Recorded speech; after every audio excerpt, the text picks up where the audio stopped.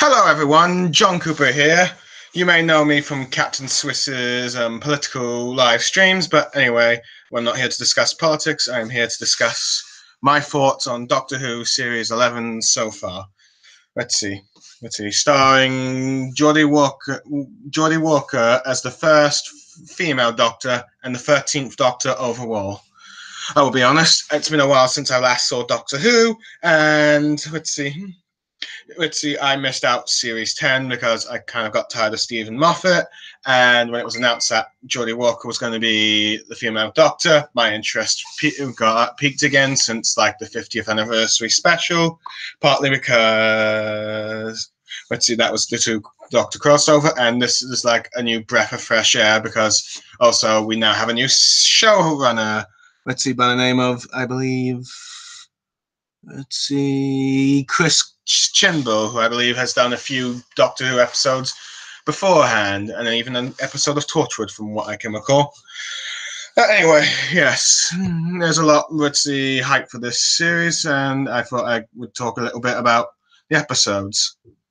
The first one, of course, is The Woman Who Fell to Earth, in which we meet our, companions, Ryan, Ryan's grandmother, Grace, her husband, Graham, and Yasmin, who is a police officer, meets up with the Doctor as they deal with this, alien warrior from this alien warrior race who is hunting a specific human for some sort of leadership ritual, I believe. Yes.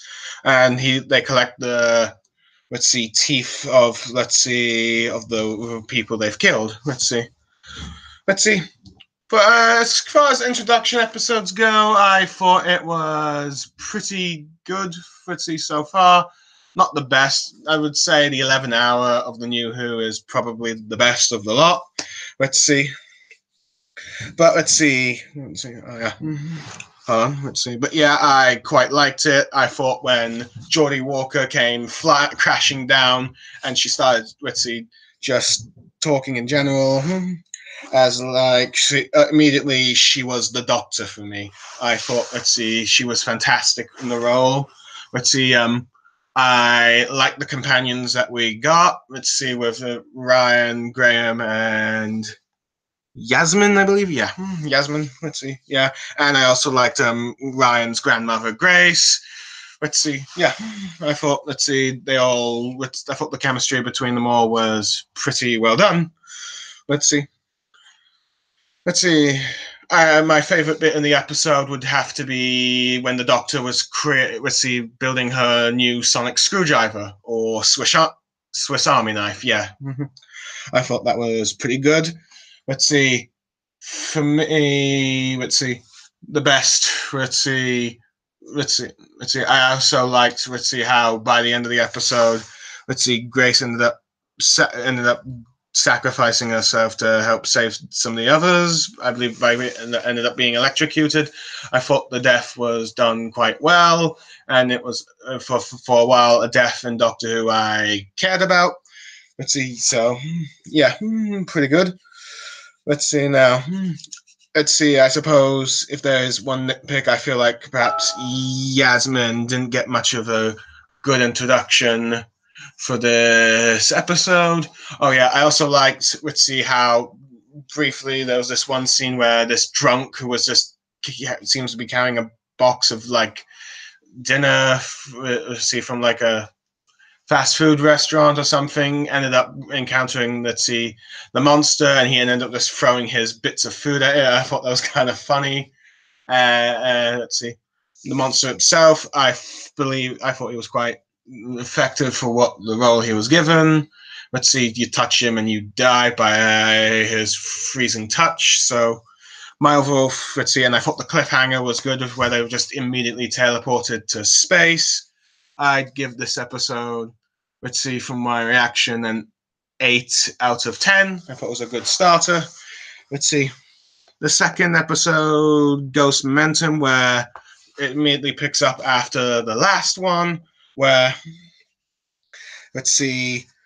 let's see, they get let's see, the doctor and her companions have been split up between two different ships, competing between two different pilots who are competing for this sort of like grand race to win their prize.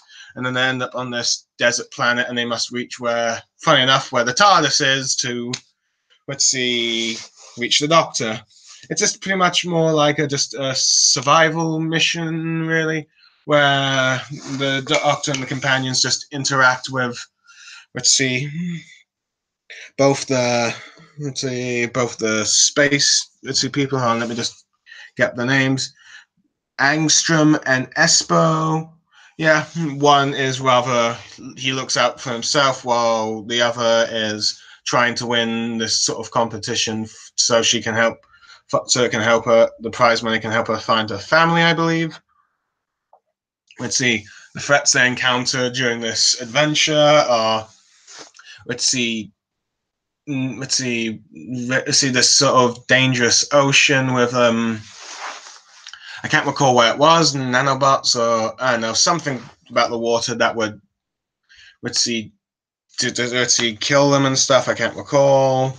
It was kind of, that bit was kind of forgettable, to be honest. Let's see, next was, let's see, dealing with a bunch of cyborgs, which I quite liked as far as enemies goes. It really had a funny moment with like Ryan trying to go all Call of Duty and trying to shoot them, but let's see, it doesn't work, and it gets reprimanded by the doctor for like using guns and saying guns are not the answer, which may be political in a sense, but that's always been a part of the Doctor's character. He or she does not like guns. Let's see. And the final, let's see, adversaries they deal with are these sort of living cloths, which I'll be honest, was kind of ridiculous, to be honest. I mean, I did find it interesting that the planet they're on was turned out to be like this place where they did chemical, all kinds of war weapons. Let's see, scientists that were brought there to create all these destructive weapons, including the ones from the last episode's baddie species have done. So that possibly means that they could become back in future episodes, I am wondering, because I know that this series, there's not going to be any of the classic Who villains, particularly the Daleks, which probably is the right choice because they've probably been, for most people, overused at this point, and you probably need a break. Let's see. Anyway, let's see the Doctor and the companions and the two. Let's see. Pilots end up reaching the final destination point where they get the, I suppose, host of the trial to accept them both as a winner. I mean, that was fine. Let's see, and then as soon as they ended up being teleported away, leaving the Doctor and the companions. Luckily, the TARDIS arrives at this time, and we get the new design. And I have to admit, this is probably the highlight of the episode, where we get to look inside the TARDIS, and I think it probably might be my new favorite design, with how organic and sci-fi it is at the same time. My favorite bit is that it has a big skit dispenser. Overall, I suppose I'd give this episode a 6.5 out of 10. Let's see. Next episode is about, let's see, called Rosa, which deals with Rosie Parks, who I'm pretty sure most people know is the woman who was the African American woman who sat on the bus when she was told to stand up and got arrested for it, and it led to like the let's see the bus protest in Alabama, I think. Sorry, I'm not quite detailed on the history, but I know it's like a very focal point in the civil rights movement where the Doctor, let's see, it starts off with like a flashback of Rosie Parks and the bus driver she would later refuse to stand up for its first encounter, which happened in 1943, which I thought was interesting because I did not know that she did not know this bus driver before her, that she already knew this bus driver that she was protesting beforehand. And see the Doctor and her companions, Ryan, let's see, let's see, and Graham and let's see how I'm trying to find. So I keep forgetting the names of the companions. Let's see, and Yasmin. Let's see, arrived in like 1959. No, let's see. No, 1955. My mistake. Let's see. When she was just trying to get them back to their hometown of Shenfield or something. Sorry, it's just like the name. Let's see. Can't recall it. Let's see. Let's see. Anyway, they're in 1955.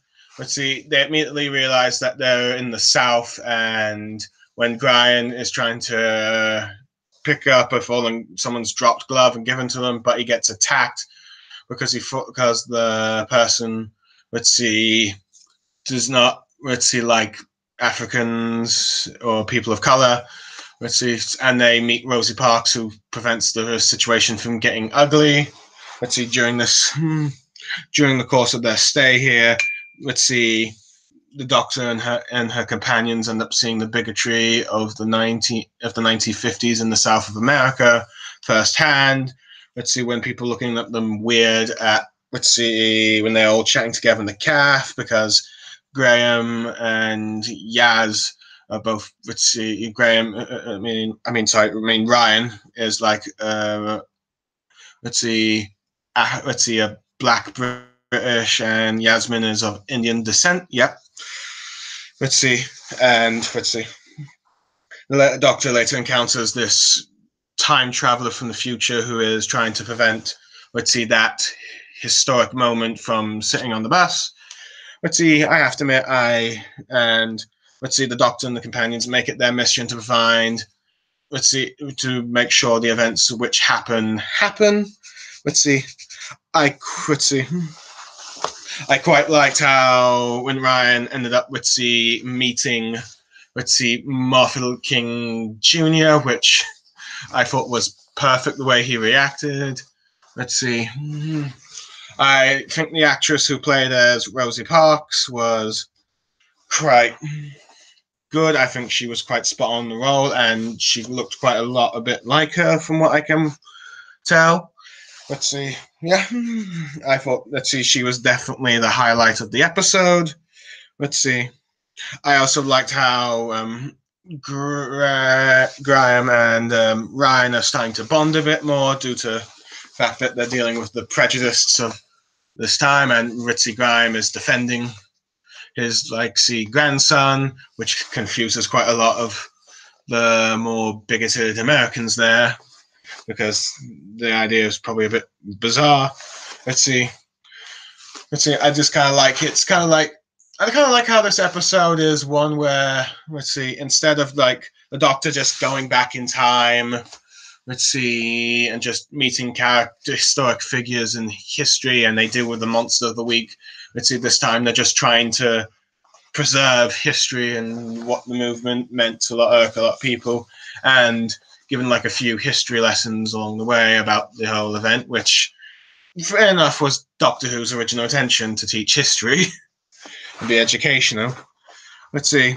I will say the one thing that was disappointing of this episode was the villain himself, who was just a time traveler from the future, who's just a plain old bigot who killed like 2,000 people, but let's see, has this sort of like inhibitor chip that prevents him from killing.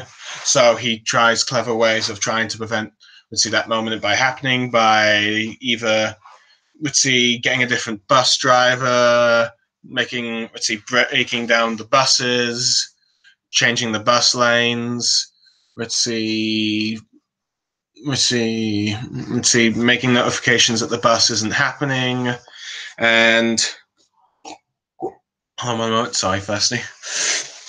And let's see, trying to block the road with a car. I mean, I suppose that was kind of clever in a sense, but I did find it, I suppose the villain was a bit bland for the episode. I mean, I understand why they went in that direction.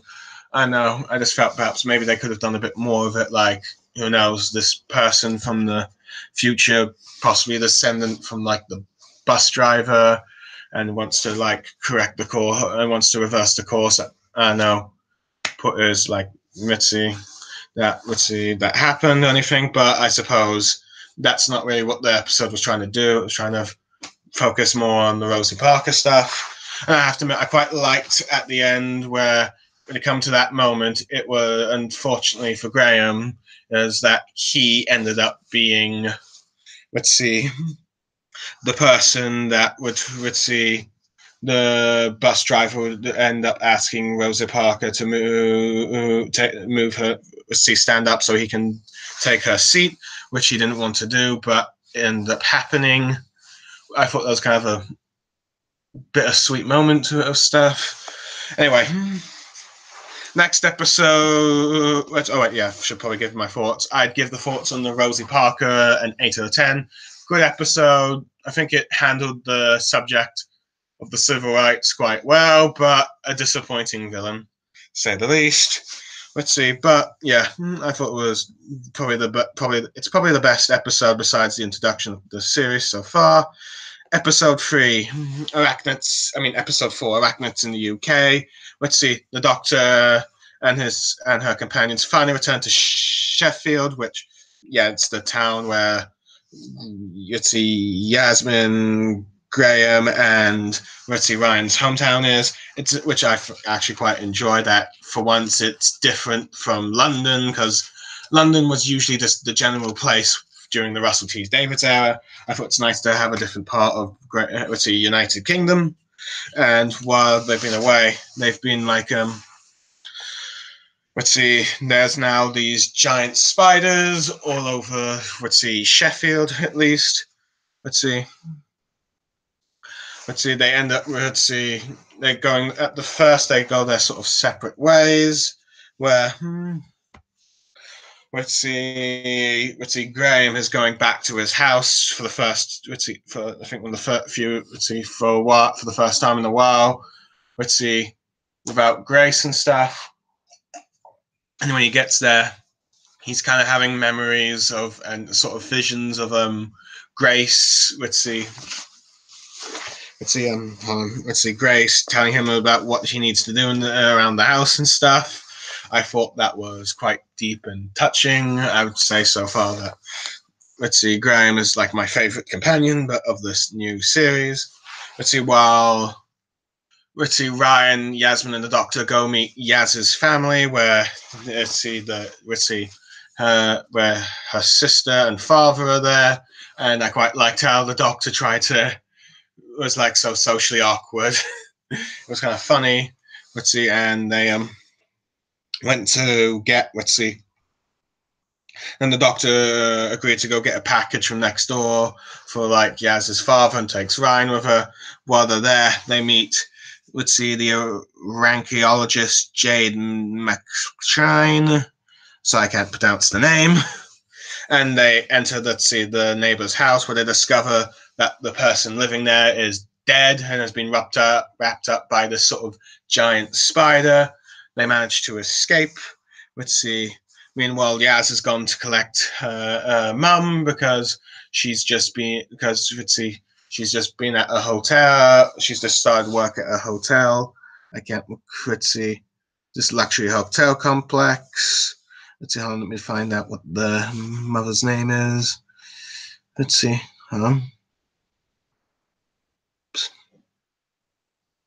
trying to think of the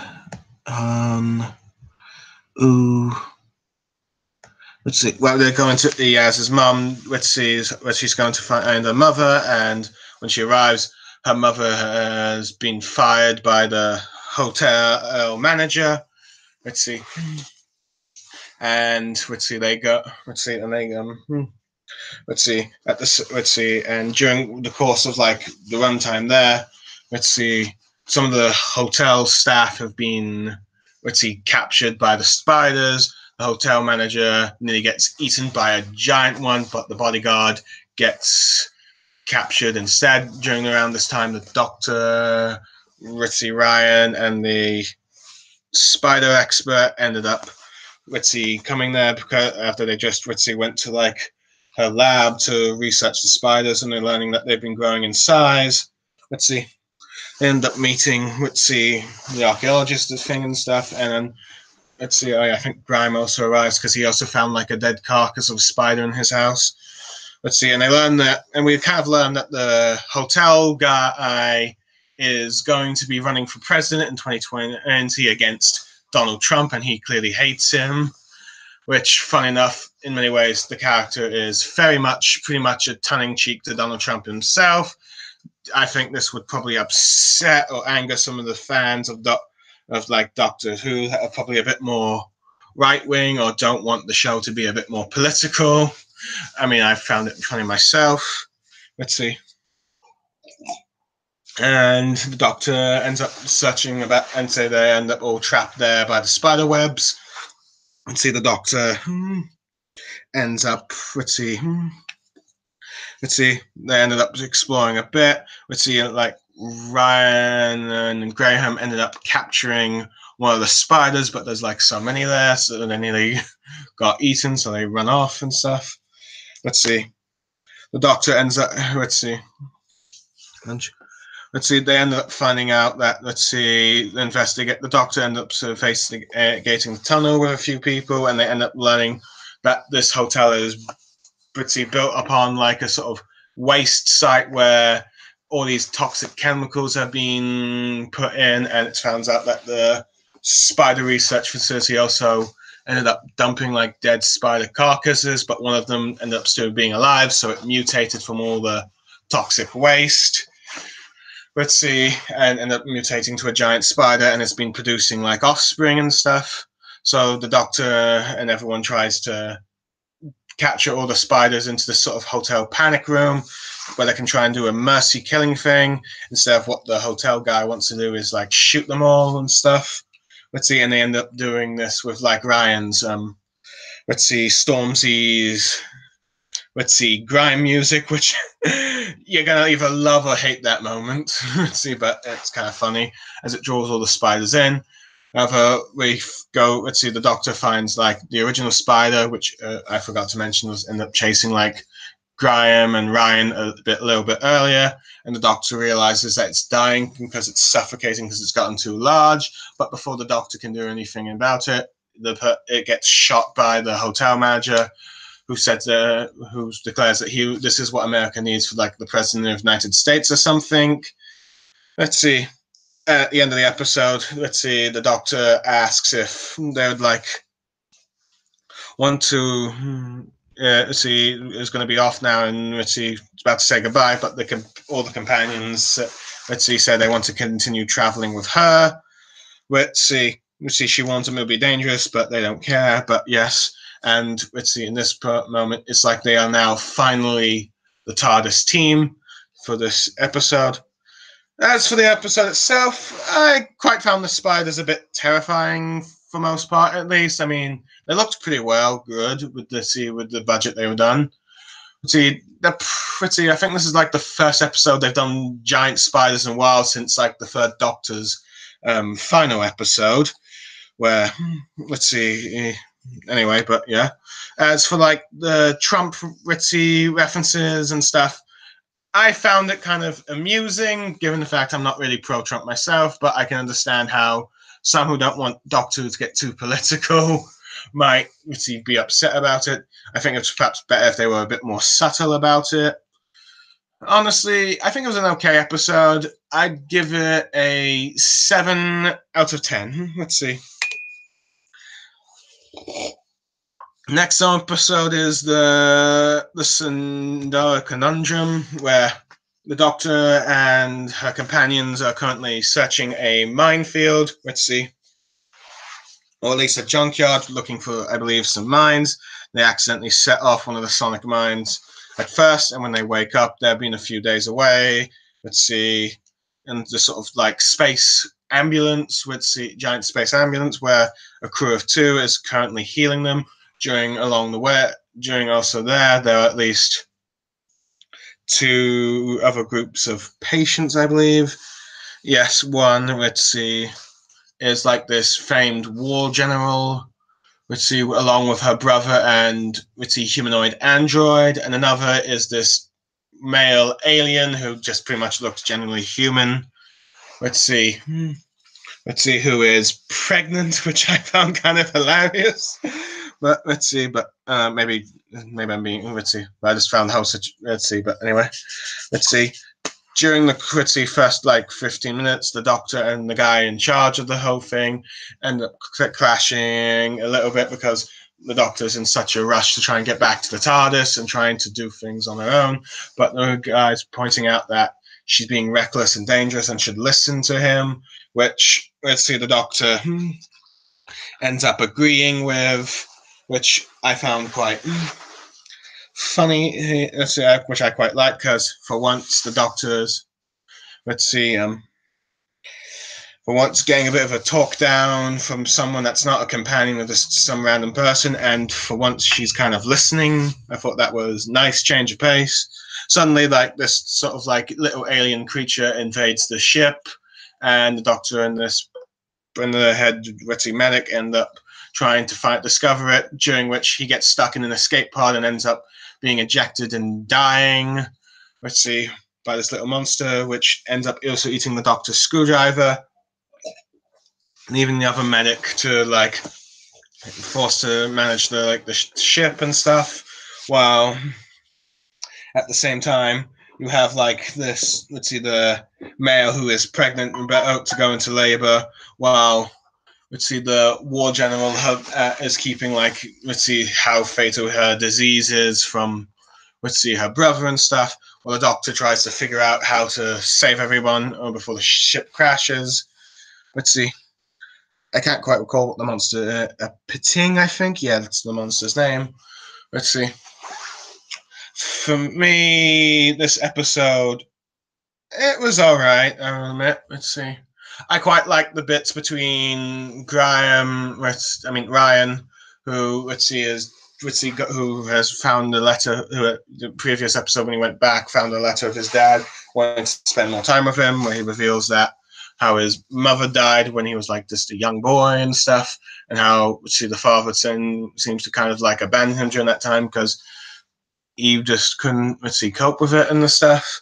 And let's see, with Yaz, let's see, which I quite liked, and then rated his interactions with Graham were quite funny as they were trying to help the male who is pregnant give birth, and let's see, Ryan's just using his own experiences about how the dude can be a good father because he was thinking of giving up for adoption and stuff. I thought it was kind of a sweet moment and stuff when it's finally born. Let's see. Let's see, the relationship between the general and her brother, who I can't recall who's the name of each other, was also quite, let's see, touching as where they come to terms with each other, and she ends up, let's see, losing her life as she's trying to pilot the ship, let's see, herself, because her disease is like fatal to it or something, I don't know. And then let's see, the brothers take it in, and I kind of like how Yaz and the android sort of team up to protect like the main engine thing from like, let's see, from the little monster thing. Let's see, who looks kind of like a mix of like a baby Slovene mixed with those Aptos from like the first episode, the Doctor and Donna team up for series 4. Let's see. And let's see, and how the Doctor just, let's see, eventually tries to remove the bomb and sends it to one of the like escape. Let's see, one of the escape pod areas kind of thing. One of the hatches, yes, with the monster where it just eats it and it absorbs the energy as it explodes, and they send it off to space. Let's see, I thought the episode was all right. Let's see, the first 15 minutes were probably the best. The monster was a bit disappointing in terms of threat levels. Anyway, I'd give this one, I'd say a 6.5 out of 10. Anyway, overall, to my overall thoughts on the Doctor and the companions, let's see, and the villains. Let's see, the Doctor, Jodie Walker, is the 13th Doctor. I think she's all right. Let's see. I thought she's doing quite well with what she's been given. She, like I said, let's see, she was immediately the Doctor as soon as she was like on. Let's see, as soon as she came crashing down and ended up appearing and stuff. I quite liked how she built her own sonic screwdriver. Let's see. Granted, I'm not sure if she's kind of like standing out just yet. Let's see, in the way like Matt Smith, Peter Capaldi, or David Tennant, or Christopher Eccleston. But let's see, I suppose it's just her first series, and we'll see what's more to come. Let's see. I think, let's see. She kind of gives me the sort of like David Tennant vibe at the moment, which I'm okay with because he's like one of my two favorite doctors. Let's see. For the companions, I think my favorite is Graham, who is a bus driver. Let's see. Let's see. He's kind of like that lovable. He's kind of like that lovable working class uncle or something you have. Let's see. I think he's the best companion of the thing. I love the growing relationship between him and Ryan, which kind of started out hostile, and because he didn't quite, let's see, accepted him as his like grandfather, but after like Grace's death and the more time they spend together, they sort of like getting better at working together as they're traveling with the doctor. Let's see. Ryan, quite like as well. I quite like how he has dyspraxia, I think, which makes it very hard for him to like hold stuff. I mean, he was the first bit we're trying to see with him is like with Graham and his grandmother Grace trying to ride a bike, but he just can't do it and stuff.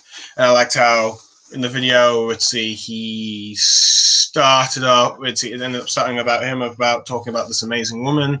And by the end of the first episode, it turns out he was talking about his grandmother who died. Let's see, I quite like that. Let's see, I like how both of them are coping. Let's see, with like the death of like Grace, and the more than the episode they are building up toward, and the relationship they're building up towards. And let's see, as for Yaz, to be honest, I think she is the weakest of the companions so far. I don't think there's been much done with her yet, but I do like, let's see, how she's building, let's see her friendships with like the doctor and with Ryan, who turns out they were both old classmates. Let's see, and how let's see. I kind of like how she was a police officer, and let's see, she started out as a rookie, wanting to do more, and let's see, while she's with the doctor, she feels like she's getting that sense of adventure. I do like how we interacted with her family. Let's see, in the Arachnids of the UK, I thought that was also another highlight. Let's see, and I'm hoping that, let's see, since next episode's going to be let's see, an episode where they go back in time and meet her grandmother. I'm hoping that will be quite a few character developing moments so far for her as well. As for the monsters and villains this season, so far they've been very disappointing. The best one was definitely the first of that, let's see, monster who, if you touch, die from like how freezing cold he is. Let's see, and let's see how he collects teeth and impales them into his face as a sort of trophy. I thought he was so far the best. Let's see, the second episode I found a bit lackluster with the villains. I kind of wish they just kept with the cyborgs instead of just having that, also those talking cloth things, which was kind of ridiculous. To be honest, that felt like a more of a, let's see, I don't even think Stephen Moffat would do something that silly. Let's see, the racist time traveler. And I wish they did something a bit more with him, but I understand what they did with him there. The spiders, yeah, if you're probably scared of spiders, you'd probably find them a bit scary, but other than that, I'm not entirely sure. And let's see, the Pating, not really all that threatening, just a monster that eats energy. Looks like a baby Slitheen without the menacing claws and stuff. Let's see. I'm hoping that, let's see, for the rest of the series, we will get a bit more menacing monsters. From what I recall, there's no, let's see, threatening monster, none of the old classic Who monsters, but I wouldn't mind if any of them do end up appearing, even if it's just a cameo. But I do hope for, like, scary episodes and all that stuff. And, yeah, at the moment, I am enjoying the series and all that stuff. And from what I also heard, the Christmas episode won't be a Christmas episode this year. It'll be a New Year's special, which I'll be fine if that's the case. I suppose Christmas episodes are getting a bit tiring. Not to mention, It seems like the plots, let's see, that they've been trying to do have, let's see, don't mesh well with the Christmas theme. But yeah, but that's all my thoughts from the moment. Hopefully, I have more people joining me in the future, and see you guys next time.